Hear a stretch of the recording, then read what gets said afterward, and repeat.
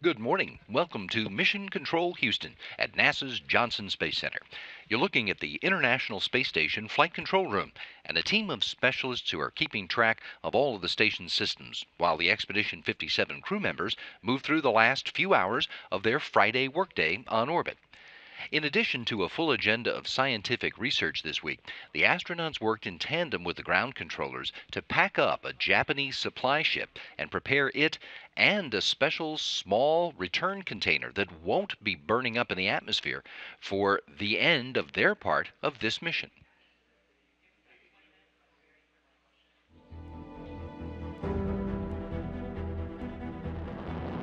Up until now, it's been governments that have sent people into space.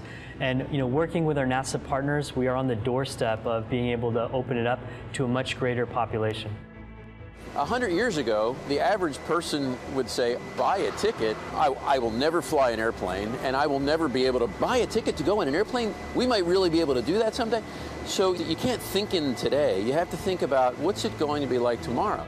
Having multiple ways to get to low Earth orbit and to get home from low Earth orbit safely is a huge step forward for all of human spaceflight. When we first looked at the business case, it was primarily focused around NASA. And we continue to look at people who are interested in actually flying full service missions up to low Earth orbit, whether it be the space station or another destination. Commercial industry should be allowed to thrive in the space marketplace to allow innovation in the space industry to go to the next level. We are so excited about partnering with NASA in this innovation and bringing it to the next level together. The more that you open up those challenges and those goals to the larger, broader industry, then the better ideas you're going to get, and the more creativity that's going to be spawned from that, and the more opportunities that I think it creates for our country. As I go out and do talks and tell people about what it was like to fly in space, and talk about how we're going to go on to the moon and Mars, but I tell them, hey, it's not going to be me. As I'm talking to classrooms of kids, I say it's going to be you guys. We really need to inspire the next generation because they're going to be the pioneers for the future.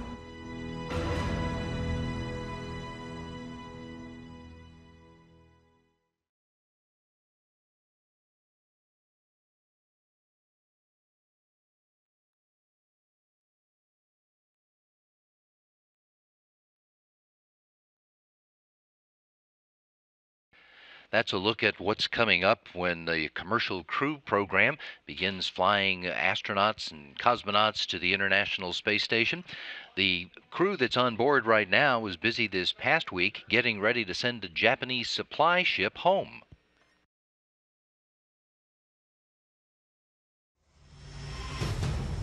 Houston Station on Spacetoground. Welcome to Spacetoground. I'm Dan Hewitt. The crew said farewell to another cargo craft this week. After packing HTV with trash and other items for disposal and preparing the HTV small re-entry capsule, the crew closed up the hatch. Then it was over to robotics controllers on the ground to detach HTV from the station and maneuver it for release. Alex Gerst pressed the button to release HTV from the station's robotic arm, and HTV began its flight away from the station. It will re-enter the Earth's atmosphere this weekend, with the spacecraft burning up during the intense heat of re-entry. But a special project carried on HTV will be looking to survive that fiery plunge. The HTV Small Re-Entry Capsule is a small spacecraft designed by the Japanese Space Agency to return experiment samples from space, something that very few spacecraft can currently do. The crew loaded the capsule with samples from a Japanese protein crystal growth study and installed it over the hatch to the spacecraft. Before HTV begins its re-entry through the atmosphere, it will release the capsule, which survives the heat of re-entry thanks to a heat shield, and will aim for a parachute-assisted landing in the ocean, where it will await a recovery ship. Veteran NASA astronauts Eric Bowe and Sonny Williams have been getting hands-on with the spacecraft they're set to fly in, Boeing's CST-100 Starliner. The pair familiarized themselves with the control systems in a trainer for the next-generation capsule. Bowe is assigned to Starliner's first crewed flight targeted for 2019, with Williams slated to fly on Starliner's second crewed flight. To see the latest as we get closer to these first flights from Boeing and SpaceX, visit nasa.gov/commercial crew. Keep sending in your questions using the hashtag #SpaceToGround. We'll see you next week.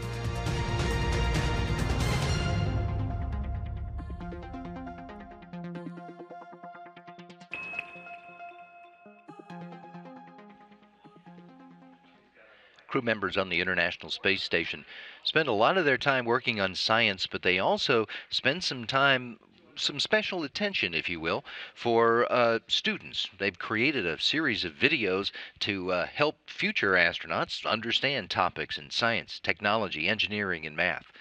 In this installment of the STEMonstration video series, astronaut Drew Feustel discusses a developing technology that will support future spaceships traveling out into the solar system, a water recovery system that recycles crew wastewater for consumption.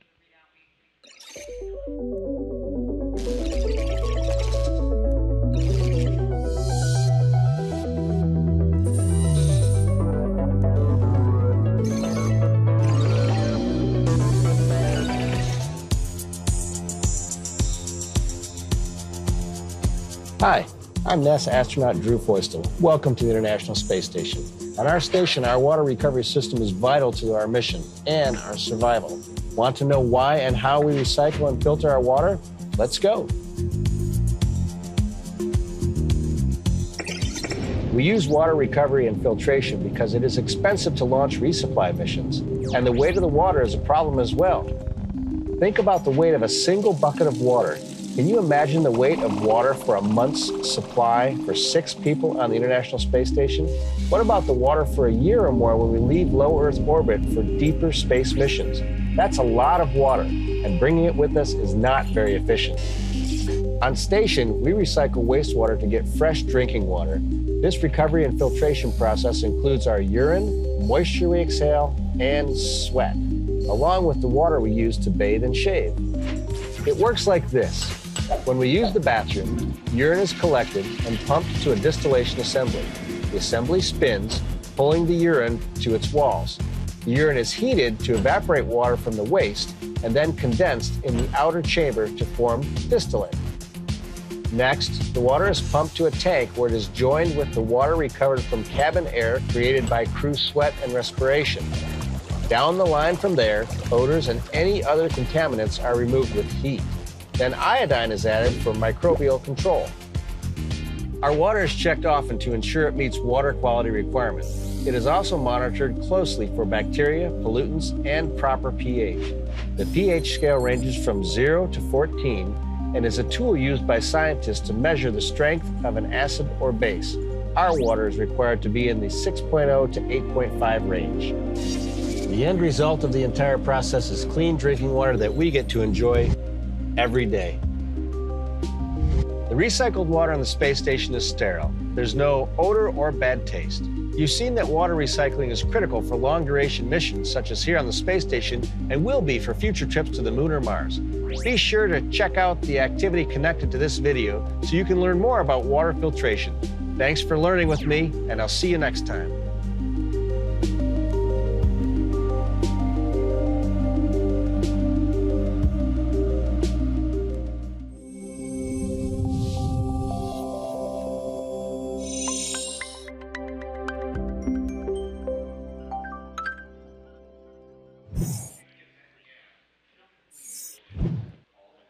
And technology research like that is one area of concentration of the work being done on the International Space Station. Another is research into how the microgravity environment affects the human body. And then there's the science in areas like physics and biology that's taking advantage of weightlessness. For example, a new experiment in which a small device, about the size of a thumb drive, containing human cells in a 3D matrix, may help scientists learn how the cells respond to stresses, drugs, and genetic changes. The devices are known as tissue chips.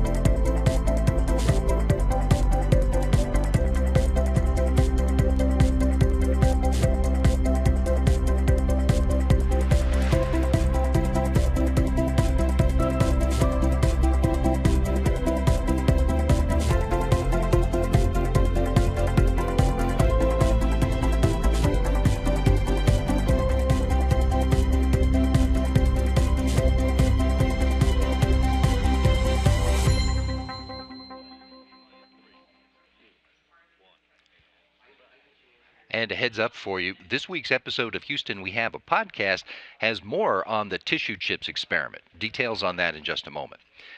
Now, scientists are using the International Space Station to learn more about the physical sciences, too. For example, some researchers behind a number of experiments on the science of combustion hope that they can uncover ways to burn fuels that will produce less pollution. The power of studying combustion on the ISS. Presented by Science at NASA. If you wanted to reduce the amount of pollution humans produce, where might you look? Here? Yep. Here? Sure. Here. Wait, what? That's exactly where scientists and researchers are looking, about 250 miles above Earth on the International Space Station. Here, astronauts are working on a series of experiments to learn more about combustion. Why combustion? Dennis Stocker, project scientist for the Advanced Combustion via Microgravity Experiments, or ACME, says, consider this. About 85% of the energy we use comes from combustion, the burning of some sort of fuel. About 70% of the electricity that we use at home and work comes from power plants that use combustion. The combustion of fuels powers the engines in many modes of transportation. Stocker continues, if we can learn more about the process, we might be able to find newer and less polluting ways to burn fuel. 3 series of combustion experiments taking place on the International Space Station's Combustion Integration Rack, or CIR, are looking at combustion in very different ways. The Flame Extinguishment Experiment, or FLEX, examined the burning of a single droplet of fuel in the microgravity confines of the ISS. The last of the droplet combustion experiments were conducted in September 2017. ACME began in November of 2017. ACME is composed of 6 major experiments, with each taking about 5 months to complete. These experiments will examine how various gases burn without gravity affecting the flames. The Solid Fuel Ignition and Extinction, or SOFI experiment, will explore the properties of burning solid matter. So why study combustion in microgravity? As Stocker explains, on the ISS you have conditions that you can't replicate on Earth. For example, consider a candle when it's burning. The flame flickers. Why? Hot gases from the flame rise, while cooler, denser air is pulled to the bottom of the flame. This flow occurs at high speeds, resulting in turbulence and instability. That instability makes it hard to study the properties of the flame. But on the ISS, there's no flicker, which allows us to make more precise and consistent measurements. If we have precise measurements, we get closer to learning how to burn more efficiently. More efficiency could lead to real cost savings for producing power. The research could also lead to reducing the production of soot and other pollutants. Combustion experiments conducted in space have contributed to practical applications on Earth, especially in the field of fire safety. A new type of fire extinguisher is just one example. And as Stocker notes, I think we're in for a few more surprises as a result of these microgravity experiments. That's because, not surprisingly, Stocker knew where to look for answers to reducing the amount of global pollution. He looked up. For more from the International Space Station, go to www.nasa.gov/station. If you're burning to learn more about other hot science topics, visit science.nasa.gov. Flight engineer Serena Aunan Chancellor is about 6 weeks away now from the end of her first spaceflight as an astronaut. But it's not her first mission for NASA. The Indiana native, who graduated from high school in Colorado, went off to college with an eye toward working at NASA someday, and she spent almost 3 years as a NASA flight surgeon before becoming an astronaut. But did you know that she also has mismatched twin dogs, a background in martial arts, and a college baseball Jones? Here are 5 things you maybe didn't know about Expedition 57's Flight Engineer 6.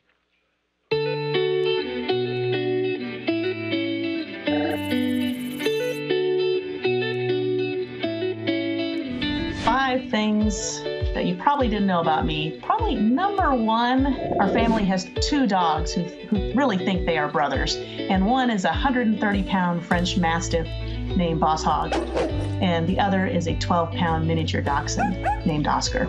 And they run around together, and they think they are absolute brothers and absolutely the same, but they are absolutely the heart and soul of our family.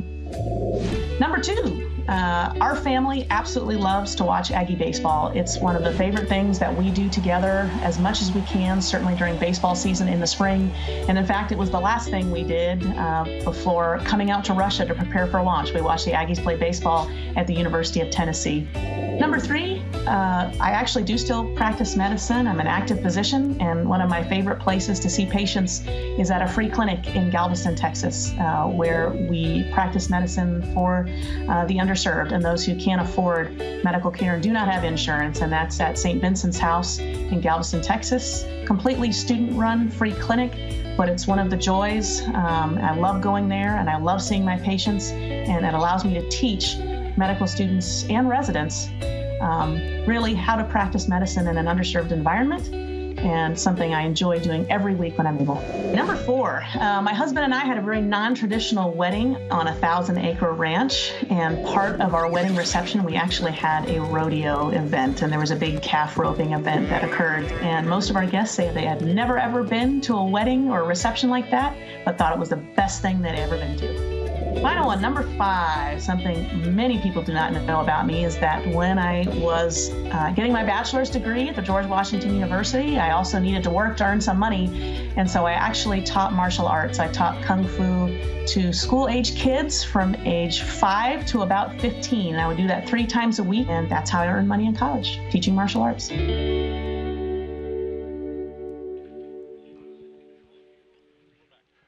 We've been looking at some of the videos from the recent Project Mars International Film and Art Competition. NASA participated in this event, which was designed to allow college students and early career professionals to learn about NASA's plans for Mars exploration and then create their own vision of that future. Of the 120 films submitted, 24 of them, from 9 countries, were sent on to a panel of judges who came from the aerospace and the film production fields. The winners were announced just a few weeks ago, and we've looked at the grand prize winning entry and one of the 3 judges' prize winners. So today we're going to see the other 2 judges' prize winners. First, a piece called Morning Blue.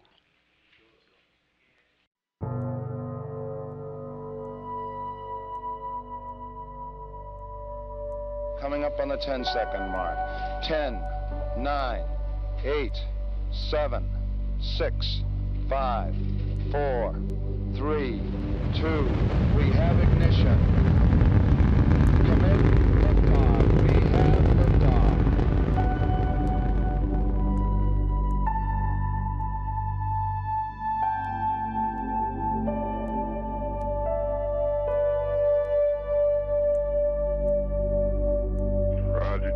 Clear.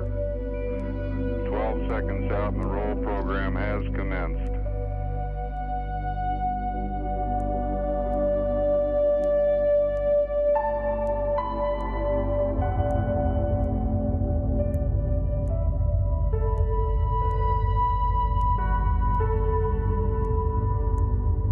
Charlie, it might sound corny, but the view is really out of this world.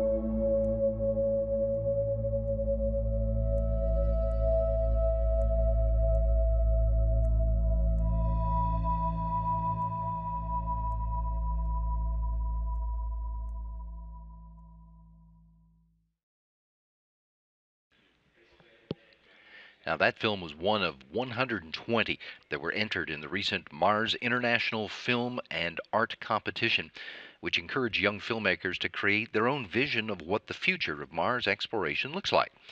We have one more of the Judges' Prize winners to show you. It's called Nomadic Cloud.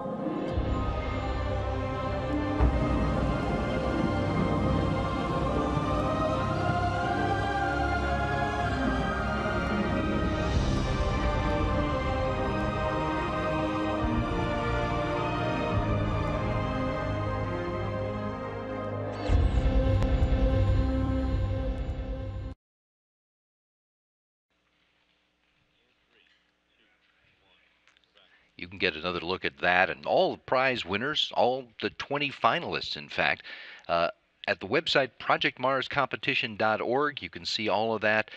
Learn more about the whole project. You can also see the winners in the posters competition, projectmarscompetition.org. You can also see all those finalists at the same spot you go to get another look at any of the other stories we featured today. Check us out on YouTube and on Facebook at the addresses right there. While you're there, take a look at the other cool stuff that you will find about NASA and America's human spaceflight program.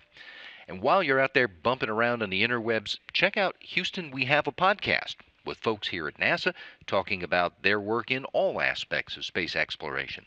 We post new episodes on Fridays, and today Gary Jordan talks with Dr. Lucy Lowe from the National Institutes of Health about the tissue chips experiment on the space station that we told you about in one of the features earlier today.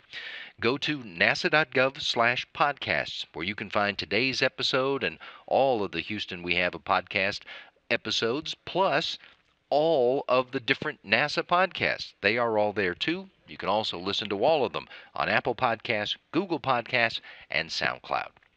This is Mission Control Houston.